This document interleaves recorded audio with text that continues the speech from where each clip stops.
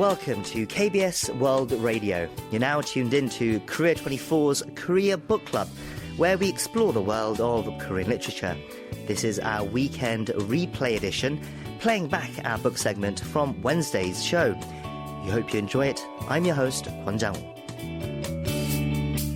We have joining us in the studio now our regular contributor, literary critic Barry Welsh. Barry, hello, it's great to have you with us. Yes, hi, it's great to be here. Okay, so what book are you introducing to our listeners today? Right, so this week we are reviewing a recently published fantasy novel called Dallergut Dream Department Store by Lee Mi-ye. And the Korean title is Dallergut 꿈백과점 주문하신 꿈은 매진입니다. And the translator is Sandy Jusun Lee, who also translated Son Won-pyung's very popular and acclaimed Almond. And the publication of Dallergut Dream Department Store has quite a fascinating backstory. So this is Lee Mi-ye's first novel. It's her debut. And she actually wrote it while she was working as a semiconductor engineer at Samsung Electronics. And interestingly, she funded this book entirely through a crowd funding platform. And then it was published in 2020 and has since become a genuine phenomenon here in Korea. And it's currently sold over 1 million copies so far, which is a remarkable achievement for a first novel. And the book it's won a huge number of fans who are obsessed with the quirky world building and the whimsical tone of her writing and the story. Her debut novel is set in a magical department store that's staffed by humans and a variety of fantastical creatures. And the department store sells dreams to sleeping customers. So the concept here is that when we all fall asleep, our sleep selves or our dream selves, they visit these dream department stores and they purchase the dreams that we all have while sleeping. And the novel also seems to be part of a relatively new but extremely popular trend in Korean literature at the moment for, I guess, this kind of sort of soothing and cozy novels and fiction, such as books like Welcome to the Hyeonam-dong Bookstore, which we reviewed recently. And these books offer readers very gentle narratives, consoling themes, and just a generally warm-hearted outlook on life. And this book is definitely for fans of fantasy fiction, especially if you're a fan of your Studio Ghibli movies such as Spirited Away or fantasy K-dramas like Hotel del Luna. It's a very charming and captivating book, and I'm sure there's a big audience for this type of literature among English readers too. Right, so a warm hug of a book. Yes, something to curl up with on a cold, rainy day. But as you said, it's very notable because it was so successful, so unexpectedly successful as well. It's a significant work to, I think, understand some of the wider literary trends in Korea at the moment. So can you tell us more about this very unique premise? How is this dream world department store featured in the book? Right, yes. So it's a very imaginative concept, and writer Yi, she really explores this unusual and interesting concept for her debut. So, like I said, it's entirely set within this department store that caters to people who are sleeping, they're dreaming. So people all over the world who are having dreams visit this department store.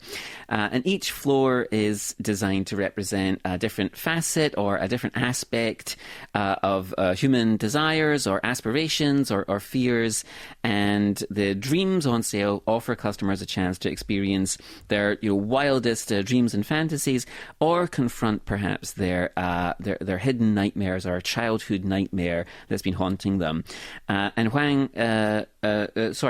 Yi crafts a narrative here that blurs the line between reality and fantasy.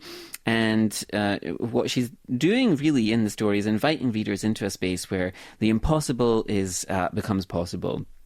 And the reader is introduced to this world through the main character of Penny. And Penny is a young woman who desperately wants to work for one of these dream department stores. And at the beginning of the novel, she's interviewed for an entrance position by the enigmatic Mr. Dallergut.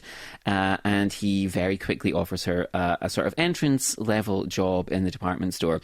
And so we experience the department store. We're introduced to this world through Penny's eyes. And she's a charming and endearing protagonist, and we sort of experience her sense of wonder as she encounters these magical creatures and situations for the first time. Yes, it does sound very different, very imaginative setup. How does this novel fit into the broader context of modern Korean literature? Because, as we said earlier, it is this new trend that we're seeing, right? Right, yeah, so it is very interesting, actually. So E's novel is, it is a refreshing sort of addition to the type of Korean literature that gets translated. And like you said, it is very much part of a new trend.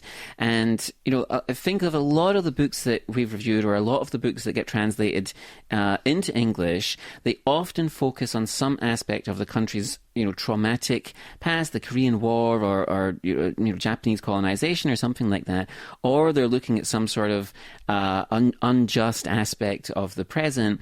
But this book is nothing like that at all. This sort of trend of books is nothing like that. Instead, this is whimsical and very quirky and enchanting.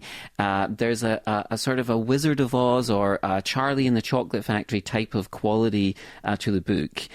This is a book. It's trying to escape from the very real, trials and tribulations of the modern world by presenting this sort of charming, magical world where the impossible is possible, and anyone's long cherished dreams can be made real, and everyone you encounter is nice and pleasant. However, having said that, even in this very sort of cozy and non-threatening narrative, there's an understanding of the trauma that many experience for various reasons. So, for example, there's a young woman who is struggling in her career, and she is seeking a dream that will help her overcome these sort of problems she's having in her professional life. And then another example is there's a man, a sort of relatively young man, who's been scarred by his experiences during his military service. And he wants some kind of dream that will sort of help set him on the right path again. And so we have these sort of potentially challenging themes, but they're all presented with a very delicate touch. Right, so it's, as we said, a different side to Korean literature that we're seeing. And it's great that they can translate it as well, so that international readers can get to know this side of Korean literature as well. I'm interested to see if this book gets the sort of attention and fanfare internationally that it got at home as well. Once again, it's called Dallergut Dream Department Store by Lee Mi-ae. And that was our pick for Korea Book Club this week. Barry, thank you for that recommendation, and we'll see you again soon. Okay, take care. And that's all for this week's Korea Book Club. You can check out more of the works we discussed on our website at world.kbs.co.kr. Join us again next week.